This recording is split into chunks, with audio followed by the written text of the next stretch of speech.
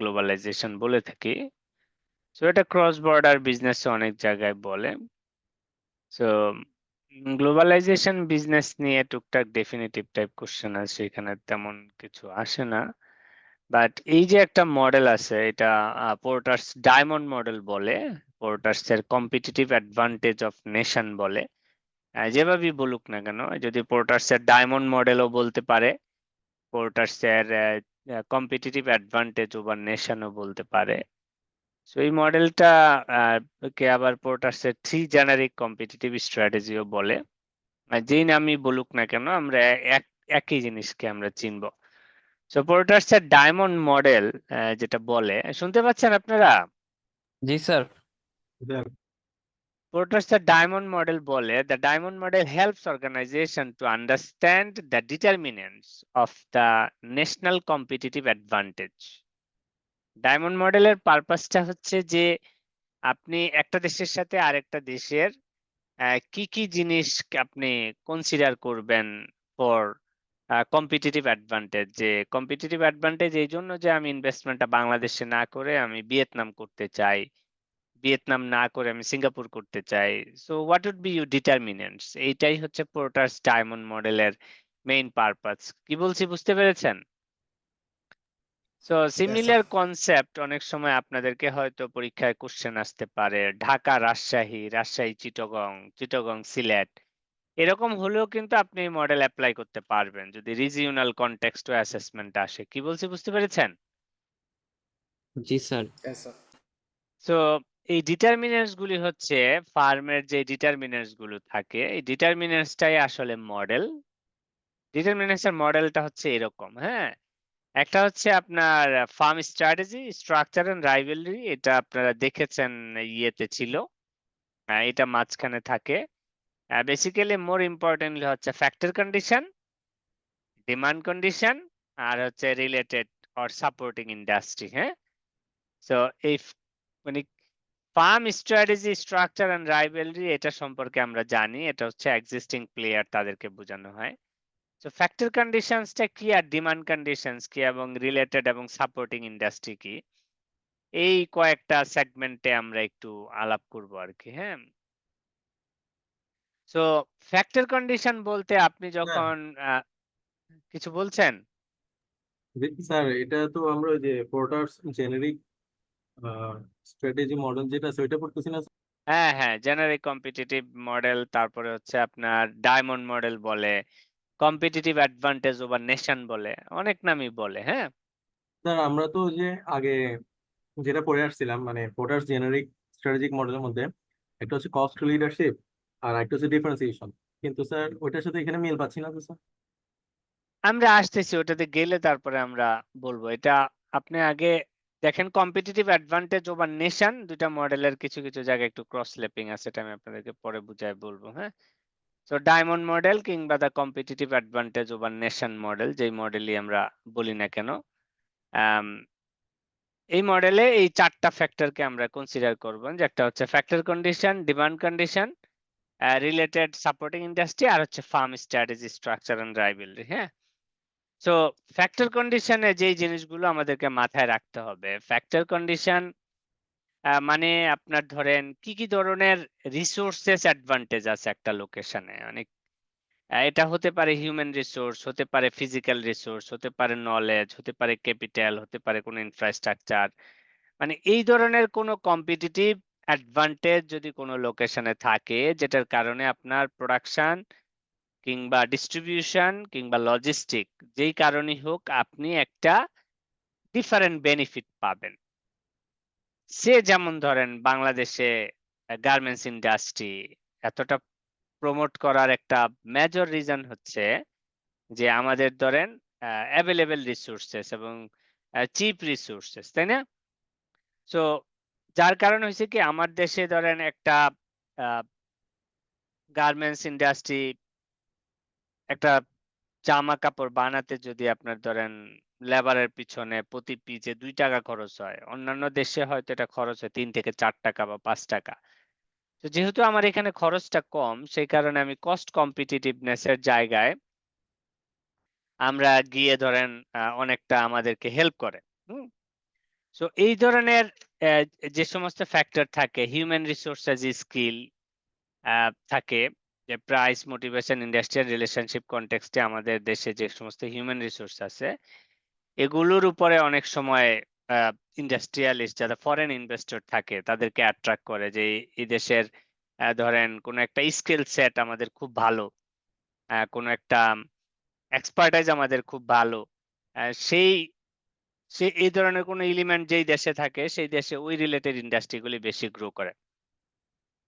তারপরে physical resources, যেটা হলো ধরেন ন্যাচারাল মাইনিং, যেমন ল্যান্ড, মিনারেলস, ক্লাইমেট, লোকেশন, ধরেন রিভার, সি, এগুলো এই ধরনের কিছু বিষয় যদি থাকে, যেমন ধরেন গ্যাস আমাদের একটা ন্যাচারাল রিসোর্সেস, যেটাতে আমরা ফুয়েল এফিসিয়েন্সি পাই, অনেক কম কস্টে আমরা প্রোডাকশন করতে পারি। তারপরে কোনো ম্যানুফ্যাকচারিং ফ্যাসিলিটির জন্য ক্লাইমেট একটা ফ্যাক্টর, যদি এই ধরনের কোনো কম্পোনেন্ট আপনার কান্ট্রিতে এক্সিস্ট থাকে তাহলে ওই দেশও আগায় যায়। সায়েন্টিফিক বা টেকনিক্যাল নো হাউ স্কিল যদি থাকে, ধরেন যেই নেচার ইন্ডাস্ট্রিতে আপনি একটা দেশে করতে চান, ওই নেচারে যদি তার সায়েন্টিফিক এবং টেকনিক্যাল নো হাউটা থাকে, তাহলে ওই ইন্ডাস্ট্রি ম্যানেজ করতে আপনার খুব সুবিধা হয়। যেমন ধরেন টেকনোলজি বেজ ইন্ডাস্ট্রি যদি আপনি করেন, বাংলাদেশে করলে দেখা যাবে যে এই ধরনের সায়েন্টিফিক বা টেকনিক্যাল নো হাউ একদমই নাই। তো আপনার হয়তো একটা সেটআপ একবার ডিসরাপশন তৈরি হলে এটা ঠিক করতে ৩ থেকে ৪ মাস লাগবে, যেহেতু আমাদের লিড টাইম অনেক বেশি, বাইরের থেকে নিয়ে আসতে হবে। তো এই ধরনের নলেজ এবং technical know how base expertise একটা দেশে থাকলেও আপনি কিছু কম্পিটিটিভ অ্যাডভান্টেজ পাবেন। সো ক্যাপিটাল অ্যাভেলেবিলিটি, অবশ্যই অ্যামাউন্ট, ক্যাপিটাল ইনভেস্টমেন্টের সাইজ যদি বড় হয়। আরেকটা হচ্ছে ইনফ্রাস্ট্রাকচার, যেমন ট্রান্সপোর্ট, কমিউনিকেশন, হ্যাঁ, এই ধরনের বিষয়গুলো যদি থাকে, যে আপনার ডিস্ট্রিবিউশন করতে খুব সুবিধা হয়, ক্যারি করতে খুব সুবিধা হয়। তো এই সমস্ত জিনিস যেগুলো থাকে এগুলো হচ্ছে ফ্যাক্টর কন্ডিশন। তাহলে রোল অফ ফ্যাক্টর কন্ডিশনস গুলো এরকম। তো ফ্যাক্টর কন্ডিশনের দুইটা কম্পোনেন্ট থাকে, একটা হলো বেসিক ফ্যাক্টরস, একটা হচ্ছে অ্যাডভান্স ফ্যাক্টরস।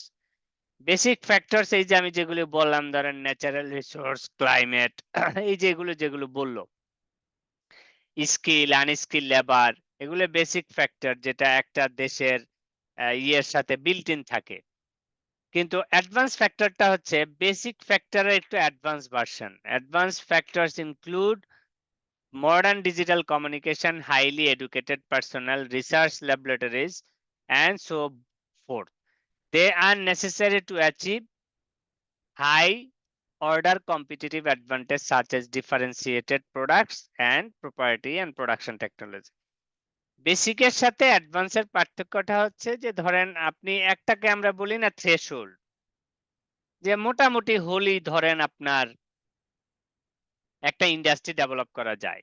যেমন ধরেন লেবার, সে ধরেন আপনি একটা কনস্ট্রাকশন কোম্পানি করতে চান, এখানে লেবার দরকার, মাথায় করে ধরেন ম্যাটেরিয়াল নিবে, আনবে, করবে, শেষ। কিন্তু আপনি যদি এই দেশে ধরেন একটা টেকনোলজি বেস কোম্পানি এস্টাবলিশ করতে চান, যেখানে খুবই টেকনিক্যাল নো হাউ দরকার, হাই স্কিল নলেজ দরকার, খুব গুড রিসার্চ ল্যাবরেটরি দরকার, ওই ধরনের ইন্ডাস্ট্রি তো বাংলাদেশে করতে গেলে নিশ্চয়ই লোকজন চিন্তা করবে, তাই না? কি বলেন? স্যার। Yes, sir. তো এই ধরনের আপনার যখন ফ্যাক্টর কন্ডিশন আপনারা অ্যাসেস করবেন, তখন এই দুইটা জায়গায় চিন্তা করবেন। একটা হচ্ছে ওই ইন্ডাস্ট্রি প্রমোট করার জন্য বেসিক ফ্যাক্টর কি কি আছে, আর একটা হচ্ছে অ্যাডভান্স ফ্যাক্টর কি কি আছে।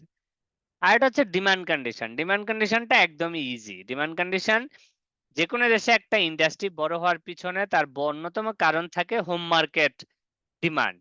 কি market demand? Home market demand. Home market demand. Home market কোনটা? আপনি যেই দেশে ইন্ডাস্ট্রি করছেন সেই দেশে যদি আপনি যা প্রোডাকশন করবেন তার একটা বড় মার্কেট যদি থাকে, তাহলে ওই ইন্ডাস্ট্রি খুব দ্রুত সার্ভাইভ করে। এই জন্য বলে home market determines how firm perceive, interpret, response to the buyer needs. This information puts pressure on farm to innovate and provide launch pad for global ambitions.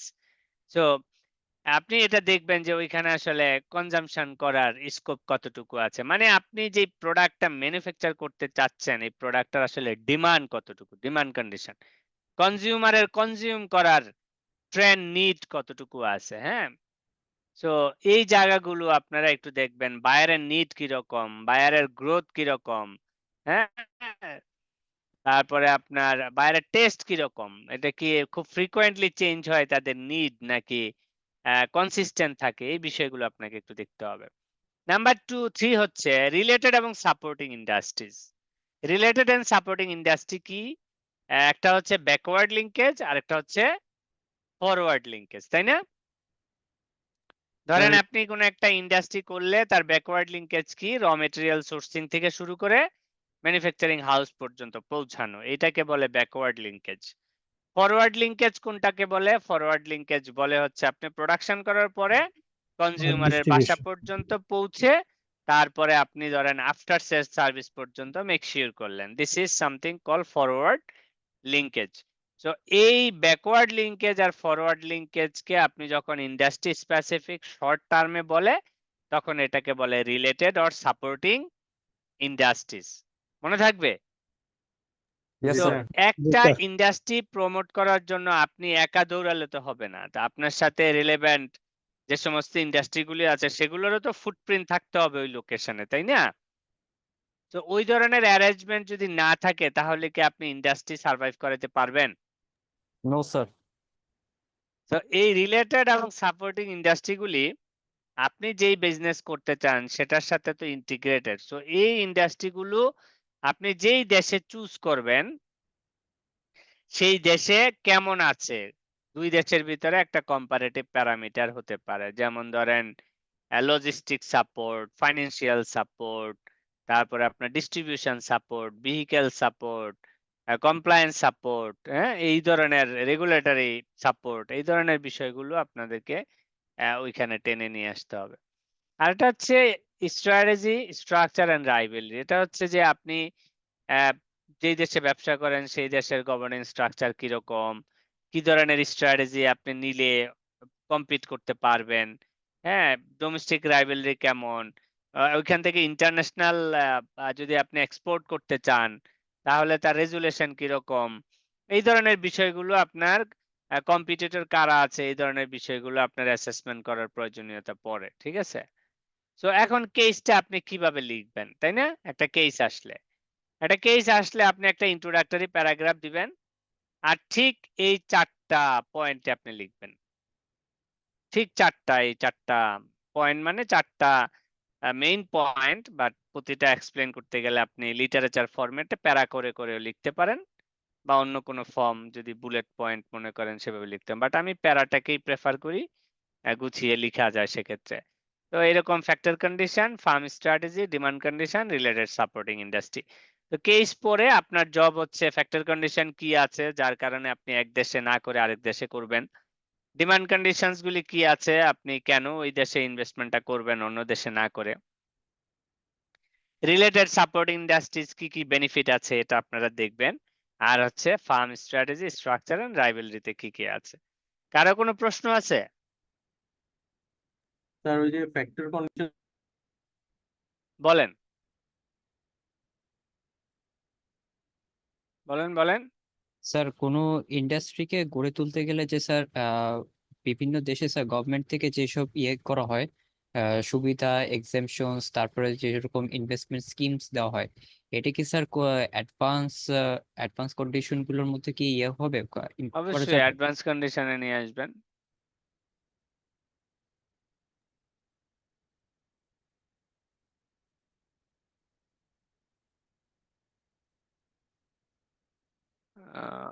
Factor condition, demand condition, product.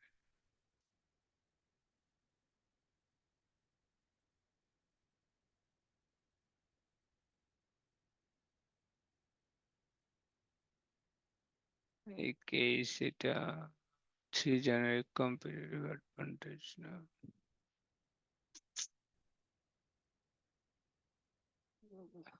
Sir screen দেখা যাচ্ছে না আমি screen দেই নাই রে বাবা, আমি দেখতেছি। কেসই খুঁজে পাচ্ছি না, এটা কোথায় যে আসে।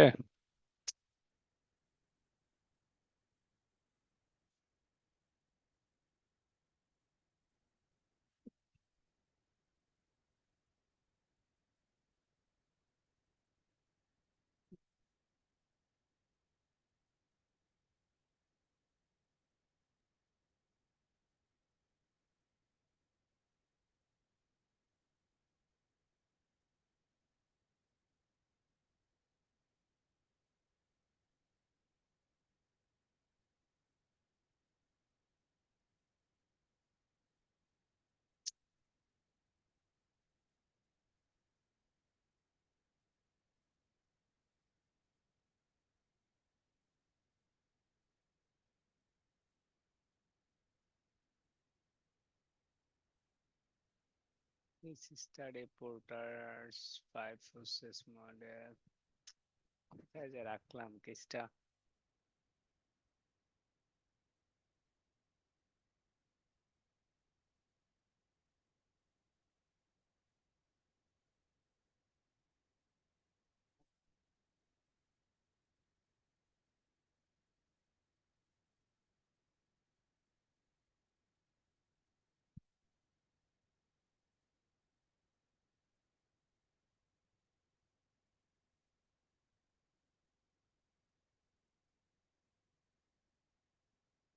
হুম।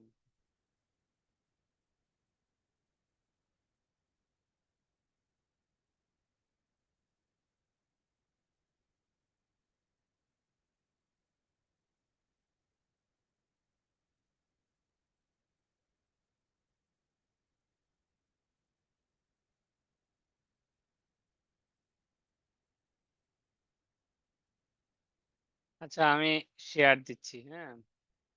মৌসুমী আছে ক্লাসে?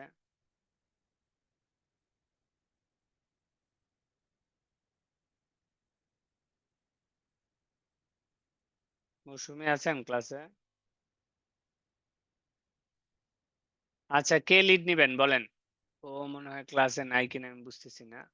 অন্য আরেকজন এটা পড়বেন, আপনারা পড়ে আপনারা এটা আইডেন্টিফাই করবেন যে এখানে ফ্যাক্টর কন্ডিশন কি আছে, ডিমান্ড কন্ডিশন কি আছে। Who will take this lead?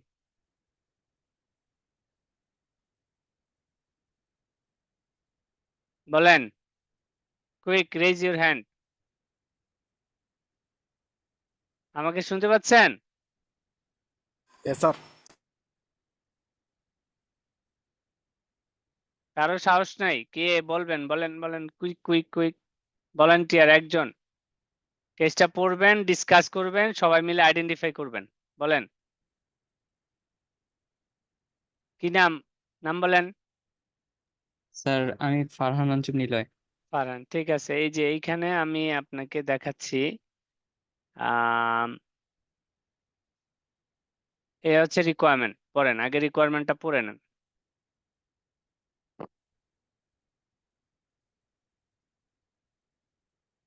Start করেন।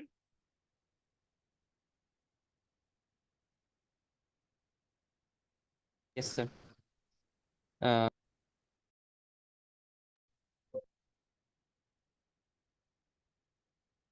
স্যার শুরু থেকে পড়বো? Requirement. রিকোয়ারমেন্টটা বলে নেন। জি। Number 1, identify using the Porter's diamond the source and the nature of the competitive advantage enjoyed by the Bangladesh garment sector. Number 2, based on your analysis, recommend a strategy for the garment sector of Bangladesh to continue the growth achieved and moving towards the top garments exporters in the world. Vita.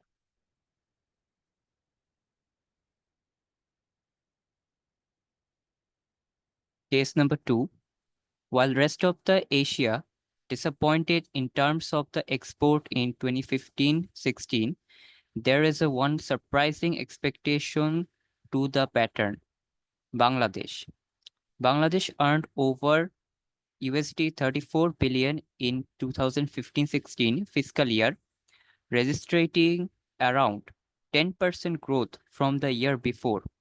This phenomenal success can be attributed to Bangladesh's growing apparel industry, which accounted for around 80% of the total export.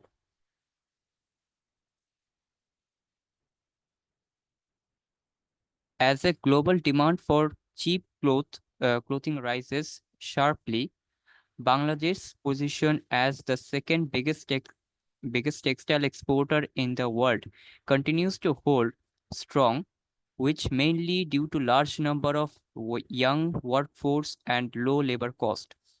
So there is a good reason for Bangladesh to remain hopeful for the year ahead. Yet, Bangladesh have many challenges onward. The road ahead is not completely clear for the industry, with the EU being a principal recipient of garments accounted over 60% of the export. There is the continued slowdown of European economies to consider. Moreover, growing competition from Vietnam could be threaten Bangladesh's current global ranking. As such, Bangladeshi manufacturer will be forced to enhance productivity levels in order to maintain their competitive advantage. In a view of this, Bangladesh has engaged Impact Economy Bangladesh, a leading Bangladeshi advisory firm, to suggest appropriate competitive strategy for Bangladesh garment sector to compete successfully in the global market to continue the growth of moving towards the largest textile exporting country in the world. You are a manager in the advisory service department of Impact Economy Bangladesh. You have a meeting yesterday with the managing director on this engagement. He has discussed details, Porter's the competitive advantage of nation concept, where Porter identifies and determines of the national competitive advantage, which he refers as the diamond factor. The managers ask you to do. তাহলে এখানে দুইটা requirement আছে, তাই না? Yes, sir. তো এখানে আপনাদের খুঁজে বের করতে হবে ফ্যাক্টর কন্ডিশন কি কি আছে, ডিমান্ড কন্ডিশন কি কি আছে, রিলেটেড সাপোর্টিং ইন্ডাস্ট্রি কি কি আছে, এবং ফার্ম স্ট্র্যাটেজি কি আছে। সো রিকোয়ারমেন্ট তো পরিষ্কার নাকি? রিকোয়ারমেন্ট বুঝতে কারো কোনো প্রবলেম আছে? কথা বলে না কেউ, কি এক যন্ত্রণা। No, sir. সো আপনারা পড়েন, একটা একটা করে প্যারা আপনারা পড়েন, পড়ে আইডেন্টিফাই করেন, ঠিক আছে? আমি আপনাদের 10 মিনিট সময় দিলাম, তারপর আমি ডিসকাশন করব আপনাদের সাথে। দেখি আপনাদের দুইটা কেস আমরা সলভ করছি, আপনাদের সেন্স অফ আন্ডারস্ট্যান্ডিংটা দেখি। তিনটা ফ্যাক্টরে আপনারা আইডেন্টিফাই করেন। আমি কি ফাইলটা আপনাদের চ্যাট বক্সে দিব? Yes, sir.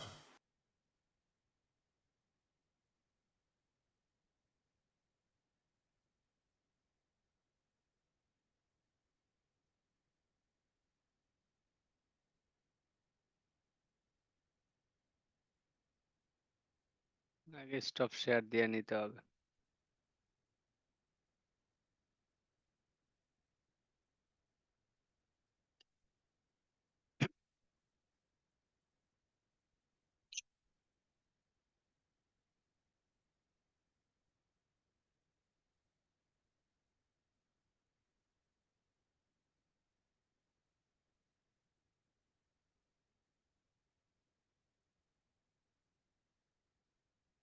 দেখেন তো পেয়েছেন কিনা চ্যাট বক্সে। পেয়েছি স্যার। আমি শেয়ার দিচ্ছি। Yes, sir.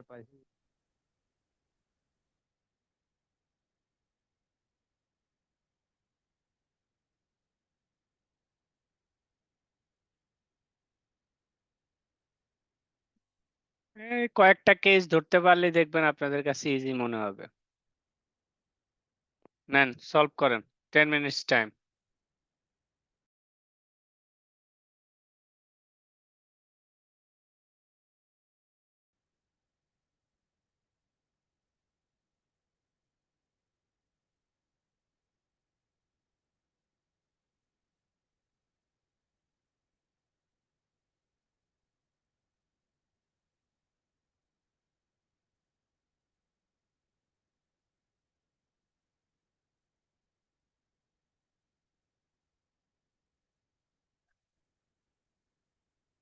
শুনতে পাচ্ছেন আপনারা? Yes, sir. কি কি আইডেন্টিফাই করতে পারলেন বলেন?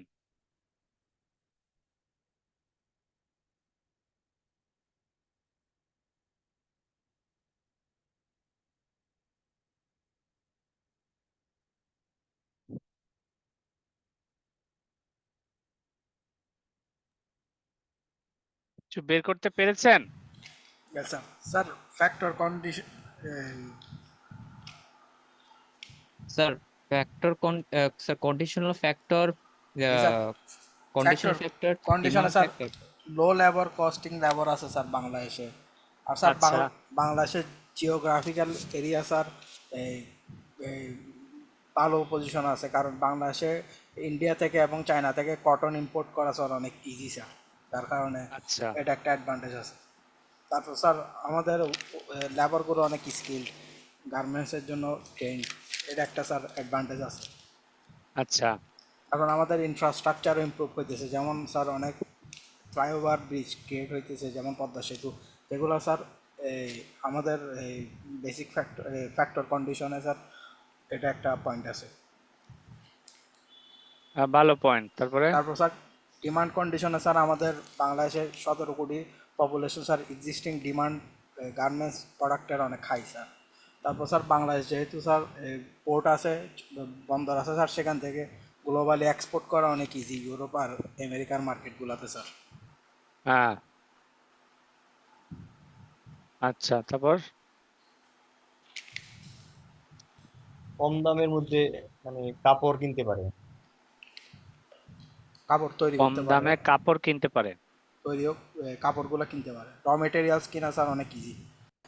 র মেটেরিয়াল অ্যাভেলেবিলিটি। জি স্যার। আচ্ছা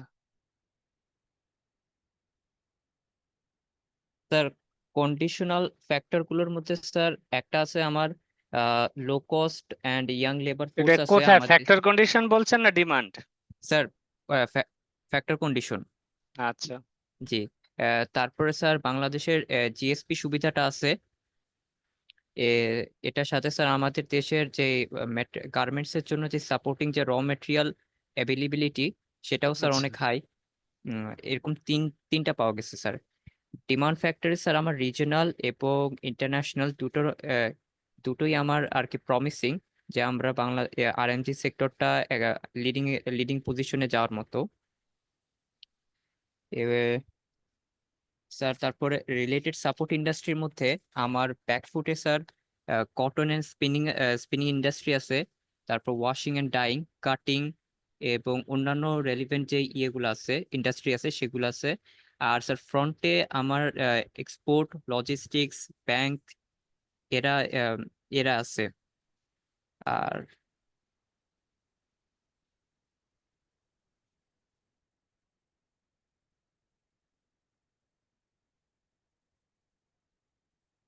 আর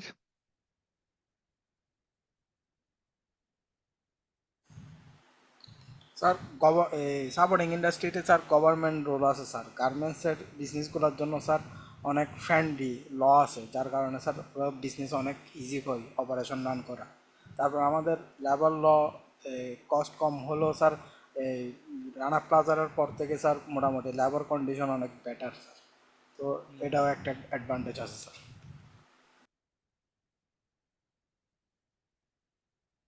ভালো আইডেন্টিফাই করতে পেরেছেন। মেজরলি পয়েন্ট এগুলো। কেসটা অনেক ইজি, বাট কেসটা কিভাবে লিখবেন আমি আপনাদের চ্যাট বক্সে কতগুলো টেক্সট করেছি, দেখেছেন আপনারা? ইয়ার স্যার এগুলো দেখতেছি। টেক্সট বক্সে দেখেন, factor conditions are a country's endowment of the inputs to production. মানে ওই যে আমি বলছিলাম কিছু জেনারিক কথাবার্তা লিখে, অনেকটা সেরকম। Factor conditions are country's endowment of the input to production such as human resources, physical resources, knowledge, capital and infrastructure. Both are distinguished between basic and advanced factor. Basic factors include natural resources, semi-skilled, unskilled labor. The latter are more important for sustained success and include modern digital communication, highly educational personnel, research and laboratories. এটা একদমই একটা generic statement, তাই না? Yes sir. এটা আপনি একদম পুরো নিজের মতো করে এটা নিজের মতো সাজিয়ে মাথায় নিয়ে নিবেন, তাহলে হয়ে গেল। তারপরে সে আসতেছে Bangladesh apparel well endowed with basic and some advanced factor. Even though Bangladesh is not a cotton growing country, it has no problem with importing cotton from the cotton growing countries all over the world. In fact, Bangladesh is the largest cotton importer country in the world. Main advantage of Bangladesh is ample supply of unskilled, semi-skilled labor, যেটা আপনারা বলছিলেন, with sufficient knowledge on garment sector. Moreover, cost of such labor in Bangladesh is the lowest in the world. Additional 30 lakh new workforce in the economy for next 15 years will ensure sustainable competitive advantage for garment. এই একটাই reason majorly আপনারা সবাই যেটা বলছেন, তাই না? Yes, sir. While other countries involved in manufacturing garments are facing labor shortage and struggling with increased wages, Bangladesh is blessed with plenty of male and female workers conducive to further growth in the garments industry. So আপনি যদি দুইটা factory পান, দুইটা ফ্যাক্টরকে একটু সুন্দর করে articulate করে এটা একটা স্টোরি টেলিং ফরমেশনে বলতে হবে আর কি, হ্যাঁ? So Bangladesh position on advanced factor is not only advantageous, Bangladesh is improving fast on digital communication. এই যে এটা হলো অ্যাডভান্স ফ্যাক্টরে বলতেছে digital communication. The country has shortage of educated human resources like merchandiser, quality inspector, many such skilled resources from other countries are working garment sector in Bangladesh. So এদের কাছ থেকে training নিয়ে কোনো এক সময় হয়তো আমাদের দেশের রিসোর্সফুলটাও অনেক স্কিলড হয়ে উঠবে। তো এইরকম একটা ফ্যাক্টর কন্ডিশনের প্যারাগ্রাফ আপনারা চিন্তা করতে পারেন, কি আপনাদের আন্ডারস্ট্যান্ডিং এর সাথে ম্যাচ করে? Yes, sir. Yes sir. কারো কোনো প্রশ্ন আছে? কেসটা বুঝাটা ইম্পর্টেন্ট, অ্যান্সারটা কিভাবে সাজাবেন এটা ইম্পর্টেন্ট। পরে বাসায় গেলে আপনারা যদি নিজেরা একটু 2-3টা কেস লিখেন, দেখবেন যে আপনার কাছে খুবই কমফোর্টেবল মনে হবে, বুঝছেন?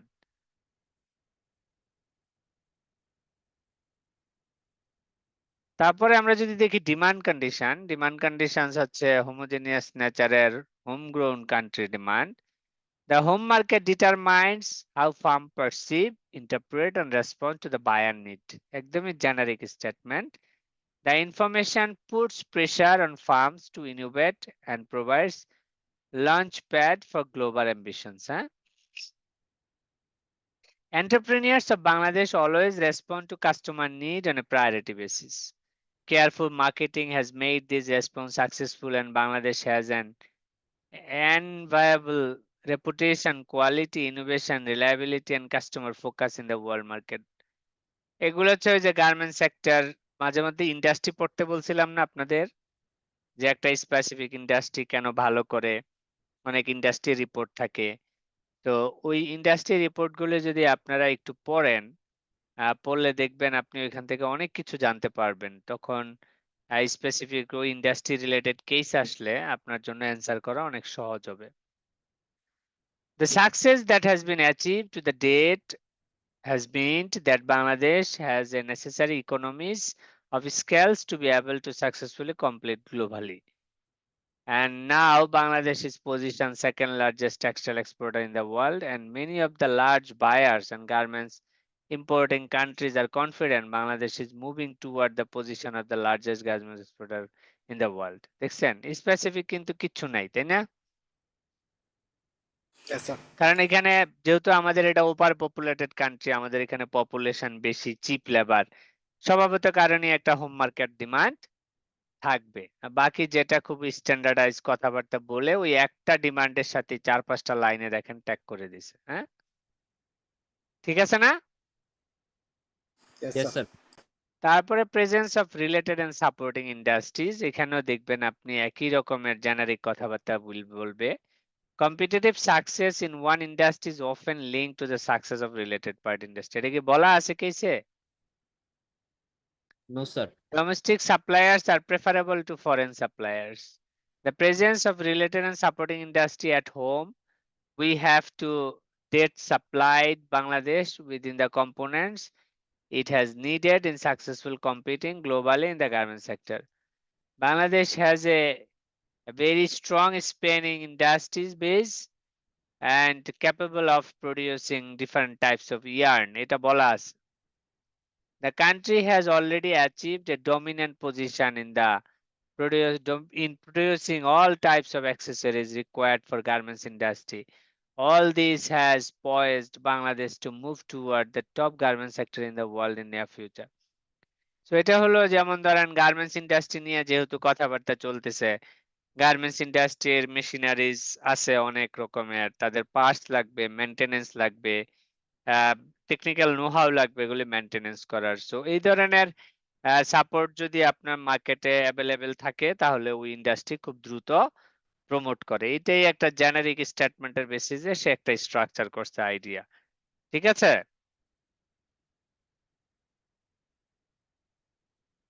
কোনো কোশ্চেন আছে এই পর্যন্ত? No sir. No sir. আচ্ছা, তারপর হচ্ছে national firm strategy, strategy and rivalry. এটাও দেখবেন national firm strategy, structure, rivalry to create distinct business environment in different countries. Domestic rival is important because tough domestic rivals teach a firm about competition success, and rivals from the home market have to try different strategies approaches. A very basic generic statement. তো তিনটা case তো আপনারা দেখলেন, তিনটা case আমরা করলাম। Answer তো আপনাদের কাছে এখন বাই নাও আছে। তো এগুলো একটু আপনাদেরকে প্র্যাকটিস করতে হবে, না হয় আসলে এই যে ক্লাসে আসেন আইসা দিনের শেষে আসলে কোনো লাভ নাই, বুঝছেন? বাসায় একটু প্র্যাকটিস করতে হবে। এটা নিয়ে কারো কোনো প্রশ্ন আছে? No sir.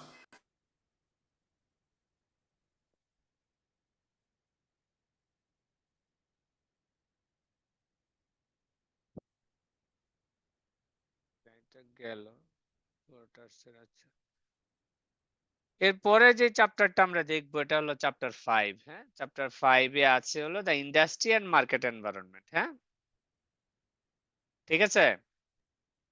Yes sir. Industry and market environment আপনারা আগের ক্লাসগুলোতে শুনেছেন industry specific analysis, market environment, macro market শুনেছেন। মার্কেট এনভায়রনমেন্ট মানে হচ্ছে এটা মাইক্রো ম্যানেজমেন্ট, মানে উইদিন দ্য ইন্ডাস্ট্রি আর কি। ঠিক আছে?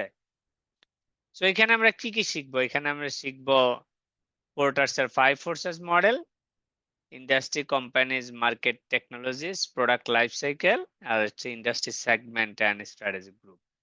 সো এখান থেকে মোস্টলি কেস আসে হচ্ছে পোর্টার্সের 5 ফোর্সেস মডেল, আর বাকিগুলো আসলে কেস আসে না।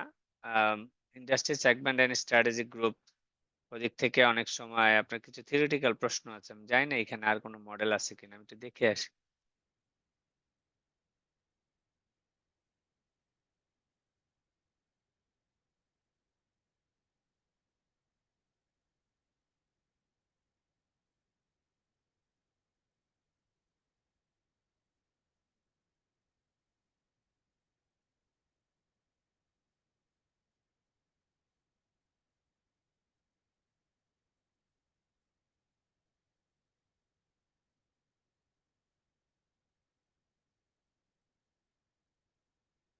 না, এখানে ওই একটাই আছে, বাকিগুলো আপনারা জানেন। আমি মডেলটা বুঝিয়ে আমি আপনাদের বলছিলাম আমি একদম লাইন বাই লাইন পড়াবো না আপনাদের।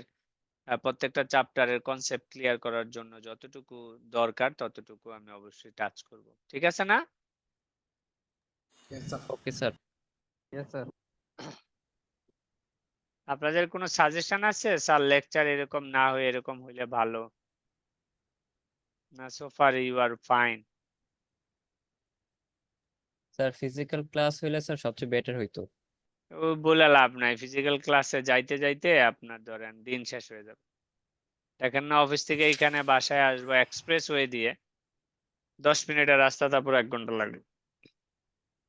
আচ্ছা, সো আমরা এই চ্যাপ্টারে এই মডেলটা একটু ভালো করে শিখবো, কারণ এই মডেলের একটা কেস আছে। আমি দেখি আজকে একটা কেস করাই দিতে পারি কিনা। আম, তাহলে আপনারা অনেক দূর আগে যাবেন। আর বাকি যেগুলো আছে এগুলো তেমন কিছু না। Industry specific analysis, market environment যখনই বলবে সেটা হচ্ছে ইন্ডাস্ট্রি স্পেসিফিক অ্যানালাইসিস, আর ইন্ডাস্ট্রি স্পেসিফিক অ্যানালাইসিসের জন্যই পোর্টার্সের 5 ফোর্সেস মডেল। আগে যেটা দেখলেন পোর্টার্সের কম্পিটিটিভ অ্যাডভান্টেজ ওভার নেশন, ওটা পোর্টার্সের এরকম অনেকগুলো মডেল আছে। পোর্টার্সের 3 জেনারিক মডেলও আছে। সো ফাইভ ফোর্সেস মডেল আসলে জিনিসটা কি করে? ফাইভ ফোর্সেস মডেল এটা ইন্ডাস্ট্রি অ্যানালাইসিস করার জন্য ইউজ করা হয়। ইন্ডাস্ট্রিতে অনেক ধরনের ফোর্সেস থাকে। তো পোর্টার্স বলছে তোমাদের এরকম যত ফোর্সেসই থাকুক না কেন, ফোর্সেস মানে হলো পাওয়ার। পাওয়ার মানে হচ্ছে আপনি বিজনেস করতে গেলে আপনাকে যে সমস্ত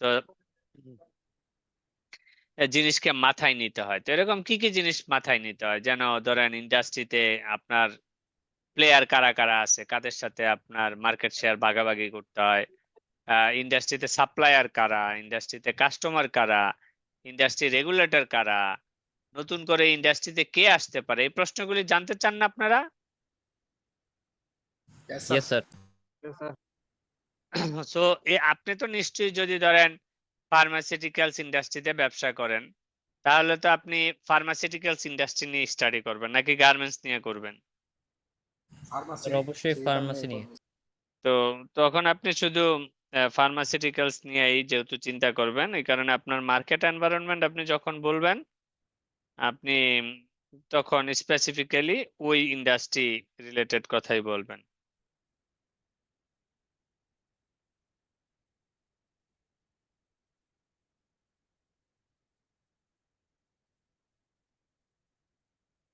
তো এই আপনার এই চারপাশে কারা আছে তাদেরকে আপনার কিভাবে ম্যানেজ করতে হবে, তাদের সম্পর্কে স্ট্র্যাটেজি কিভাবে মেক করতে হবে, এটা বোঝার জন্যই পোর্টার্স বলেছে যে পোর্টার্স এর ফাইভ ফোর্সেস মডেল, মানে পাঁচটা ফোর্স আছে। যখন আপনি কোথাও বিজনেস করবেন ওই স্পেসিফিক ইন্ডাস্ট্রি প্লেয়ারদের সাথে কম্পিট করার জন্য আপনি এই পাঁচটা ফোর্স আপনাকে মাথায় রাখতে হবে। এটা পোর্টার্স বলেছে, এই জন্য এই মডেলটার নাম হলো পোর্টার্স এর ফাইভ ফোর্সেস মডেল। তো পোর্টার্স এর ফাইভ ফোর্সেস মডেল বলে five competitive forces influences the state of competition in the industry.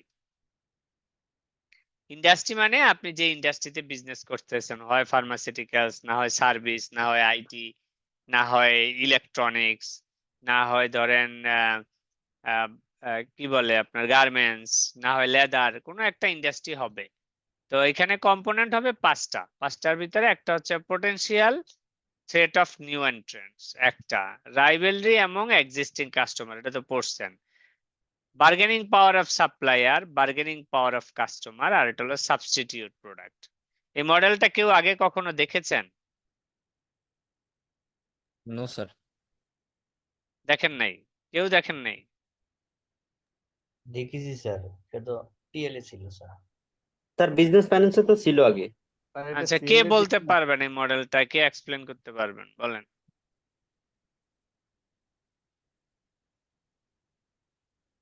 এখন কেউ পারবেন না, তাই তো? যেমন পারেন বলেন, আমি আছি, হেল্প করব।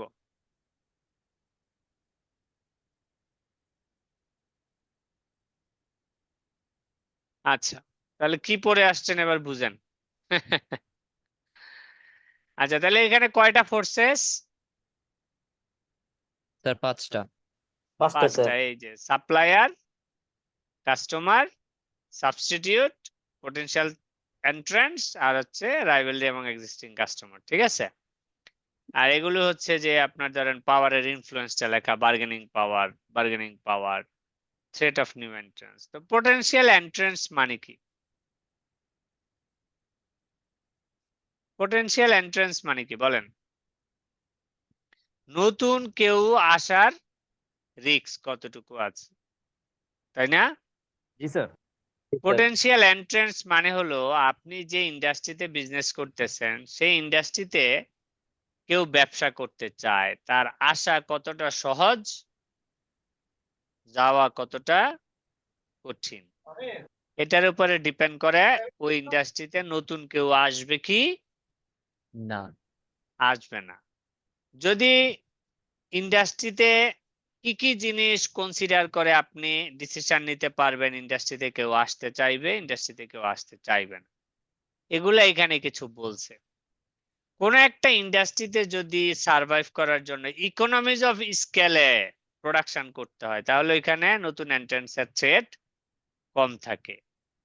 কোন ইন্ডাস্ট্রিতে প্রোডাক্ট ডাইভার্সিফিকেশন অনেক থাকে, প্রচুর বিগ ক্যাপিটাল লাগে। ব্যবসা একবার স্টার্ট করলে এটা সুইচ করে অন্য ব্যবসায় যেতে অনেক খরচ, ঠিক আছে?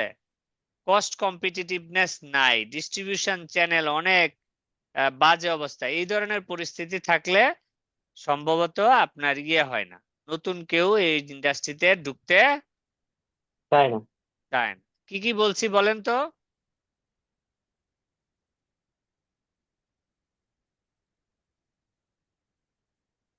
বলেন, নতুন ইন্ডাস্ট্রিতে কি কি থাকলে বুঝবেন যে এখানে পোটেনশিয়াল নিউ এন্ট্রান্সের থ্রেট কম না বেশি?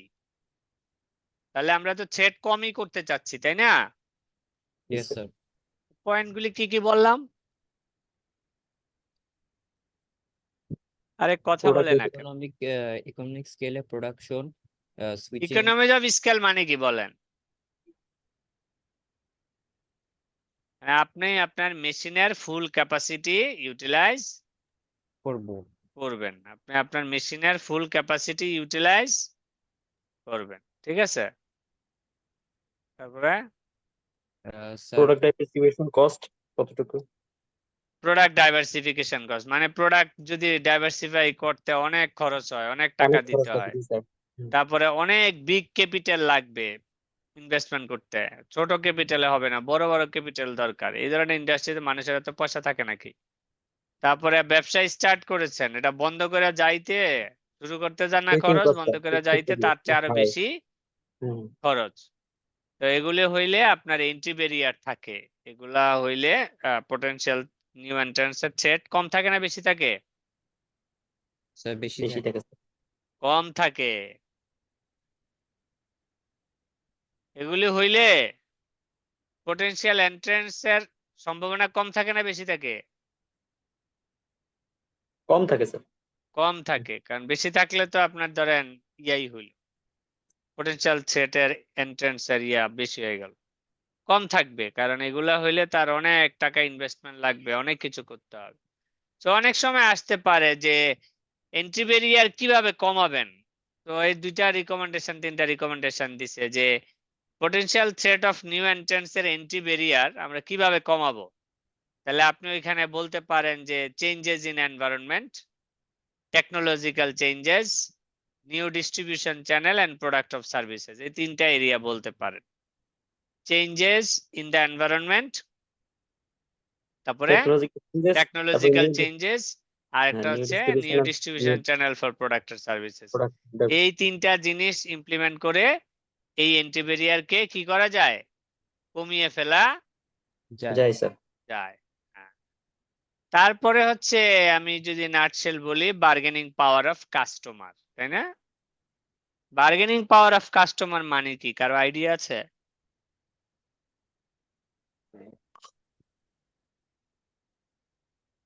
আপনি কারোর জন্য কাস্টমার না? জি স্যার, কাস্টমারের স্বাধীনতা আর কি স্যার, কাস্টমার আসলে তা কতটুকু আপনার হচ্ছে বার্গেনিং পাওয়ার মানে কি? দর কষাকষির ক্ষমতা। মনোপলি মার্কেটে স্যার কাস্টমারের বার্গেনিং পাওয়ার কম থাকে স্যার। আহ আহ বার্গেনিং পাওয়ার মানে হলো কি জানেন? দর কষাকষি স্যার। হ্যাঁ, দর কষাকষি না, দর কষাকষি কখন করতে পারবেন? ধরেন যে আপনি এমন এক বিকল্প জায়গায় option গেছেন, বেশি ওখানে থাকবে, একটাই স্যার। দোকান, তখন পারবো জি। না স্যার।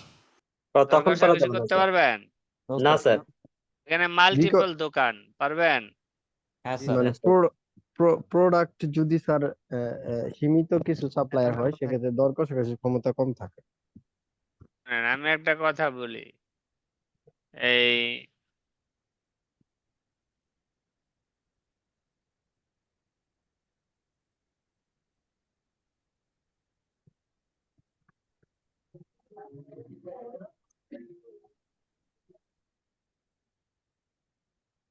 তো এই বার্গেনিং পাওয়ার অফ কাস্টমার মানে হলো, ধরেন আপনি এক জায়গায় একটা প্রোডাক্ট কিনতে গেছেন, ধরেন একটা শার্ট কিনতে গেছেন, তো ওইখানে একটাই দোকান। আপনি দোকানদারের কাছে গেলে দোকানদারের প্রাইস শুনলে আপনারা যদি বাড়াবাড়ি করেন, বলবে পছন্দ হলে নেন, না হলে চলে যান, তাই বলে না? জি স্যার। কিন্তু ওইখানে যদি আরো 5টা দোকান থাকতো তাহলে কেউ আপনাকে এই কথা বলতো? না না স্যার। তো তার মানে কি আপনার বার্গেনিং পাওয়ার অনেক বেশি না কম? স্যার এক্ষেত্রে স্যার কম। বেশি। তো কম আপনি স্যার। যে ইন্ডাস্ট্রিতে ব্যবসা করেন, আপনি মাল্টিপল দোকান থাকলে আপনার বার্গেনিং পাওয়ার বেশি, মাল্টিপল অপশন বেশি স্যার। থাকলে, জি স্যার। আর মাল্টিপল অপশন না থাকলে বার্গেনিং পাওয়ার কম। কম।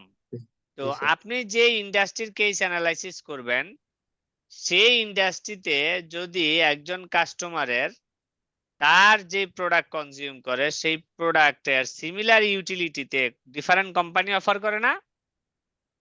এই ধরনের কোম্পানির সংখ্যা যত বেশি থাকবে, কাস্টমারের বার্গেনিং পাওয়ার তত বেশি থাকে। এই কোম্পানির সংখ্যা কম যত হবে, কাস্টমারের বার্গেনিং পাওয়ারও কি হবে? কম কম হবে। হবে। এটা হলো কাস্টমারের বার্গেনিং পাওয়ার। তাহলে কাস্টমারের বার্গেনিং পাওয়ার ভালো থাকলে কি হবে? আপনি কম্পিটিটিভ অ্যাডভান্টেজ পাবেন। কম দামে র মেটেরিয়াল বাজার থেকে কিনতে পারবেন, কেনা যাবে প্রোডাক্ট স্যার। বেশি জি দামে স্যার। বিক্রি করতে পারবেন। আবার বার্গেনিং পাওয়ার অফ সাপ্লায়ার বলে। আমরা অনেক সময় দেখি না, কোম্পানির সাপ্লায়ার এনলিস্ট করে নেয় 1-2 জন। ওরা যেভাবে প্রাইস দেয় ওইভাবেই নিতে হয়। কিন্তু নিতে এখন হয়। তো গ্লোবাল চেঞ্জ হয়ে গেছে। এখন আপনার ধরেন আমার এখন ক্রস বর্ডার আছে, সব জায়গায় আছে। তো আপনি যেই প্রোডাক্টের বিজনেস করেন, সেই প্রোডাক্টের র মেটেরিয়ালের সাপ্লায়ার যদি কম হয় তাহলে আপনার রিস্ক বেশি, আর র মেটেরিয়ালের সাপ্লায়ার যদি বেশি থাকে তাহলে আপনার রিস্ক কম। কম। কি বলছি বুঝতে পেরেছেন? জি স্যার। আমি সংক্ষেপে বলে যাচ্ছি, না হয় অনেক সময় খাবে। তারপরে আমি পোর্টাস 5 ফোর্সেস মডেলের একটা কেস দিব। এই কেসটা আপনারা লিখবেন, লিখে আমাকে ইয়াতে পাঠাবেন। আমি জাস্ট আপনাদের 1 ঘন্টা সময় দিব। আমার জিমেইলে আমাকে পাঠাবেন। আমি দেখবো আপনারা কেমন লিখেন। পরে আবার আমি আপনাদেরকে ইন্ডিভিজুয়ালি কিছু ফিডব্যাকও দেওয়ার চেষ্টা করব। সো সাবস্টিটিউট প্রোডাক্ট মানে কি? কারো আইডিয়া আছে? স্যার একটা পণ্যের বিপরীতে যে বিকল্প যে পণ্যটা থাকে। একটা পণ্যের বিপরীতে বিকল্প পণ্য থাকে, বিষয়টা মানে আপনি কোনো একটা প্রোডাক্টে যে ইউটিলিটি ভোগ করছেন, কোনো একটা প্রোডাক্ট তো কোনো কিছু ভোগ করার জন্য কিনতেছেন, তাই না? Yes sir. জি স্যার। ওই সিমিলার ইউটিলিটি যখন অন্য কোনো প্রোডাক্ট থেকে পাওয়া যায় তখন একটা আরেকটার সাবস্টিটিউট হয়। ঠিক আছে? যেমন কোনো স্যার একটা, চা আর যেমন কফি। যেমন ধরেন চাল গম, দুইটা খাইলে আপনার কি হবে? পেট ভরবে। আমরা বাঙালি দুইটাই খাই, তাই না? জি স্যার। জি স্যার। যেমন হুম। আটা ময়দা সাবস্টিটিউট, তাই না? তো এইরকম সিমিলার নেচার আর ইউটিলিটি যদি পাওয়া যায় অন্য কোনো প্রোডাক্টে, তাহলে আপনার ওই এই প্রোডাক্টের থ্রেড বেশি থাকে। সাবস্টিটিউট প্রোডাক্ট যত বেশি, ওই ইন্ডাস্ট্রির থ্রেড তত বেশি স্যার। বেশি। সাবস্টিটিউট প্রোডাক্ট যত কম, ওই ইন্ডাস্ট্রির থ্রেড তত কম। তাহলে আমরা বুঝলাম। আর রাইভেলরি এবং এক্সিস্টিং কাস্টমার তো হলো এন্টিটির ভিতরে যারা আছে তারা একজন আরেকজনের সাথে কম্পিটিশন করবে, তাই না? এটা নিয়ে জি কারো স্যার। কোনো প্রশ্ন আছে? বুঝতে কোনো প্রবলেম আছে? না স্যার, ঠিক আছে স্যার। আচ্ছা, তাহলে আমি আপনাদের কেসটা দিব, এটা পড়বেন ঠিক 1 ঘন্টা। 1 ঘন্টা পড়ে এটা লিখে আমাকে খাতা পাঠাবেন।